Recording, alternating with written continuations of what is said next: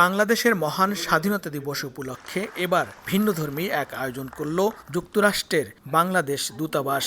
ক্যালিফোর্নিয়ার লস অ্যাঞ্জেলেসে অনুষ্ঠিত স্বাধীনতা দিবসের অনুষ্ঠানে আয়োজন করা হয় বাংলাদেশের সোনালী আঁশ খ্যাত পাটের বিভিন্ন পণ্যের প্রদর্শনীর। প্রামাণ্যচিত্রের মাধ্যমে তুলে ধরা হয় বৈচিত্র্যময় পাটজাত পণ্যের ব্যবহার ও সৌন্দর্যের নানা দিক।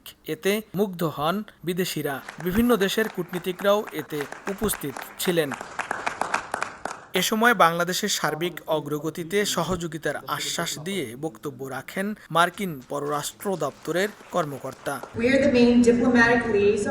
আমরা দূতাবাসগুলোকে সম্পূর্ণ সমর্থন করি, কারণ তারা দেশের স্বার্থে যুক্তরাষ্ট্রের সঙ্গে দ্বিপক্ষীয় সম্পর্ক উন্নতিতে কাজ করে যাচ্ছে। একই সঙ্গে আমি সকলকে স্বাধীনতা দিবসের শুভেচ্ছা জানাচ্ছি। যুক্তরাষ্ট্র বাংলাদেশের সার্বিক অগ্রগতিতে তাদের পাশে থাকবে।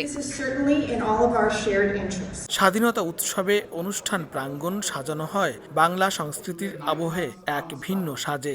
এতে শোভা পায় বাংলার ঐতিহ্যবাহী জামদানি শাড়ি, নকশি কাঁথা, পাট ও তাঁতের তৈরি দৃষ্টিনন্দন রকমারি পণ্য সহ নানা সামগ্রী। লস্কর আল মামুন, সময় সংবাদ, লস অ্যাঞ্জেলেস, যুক্তরাষ্ট্র।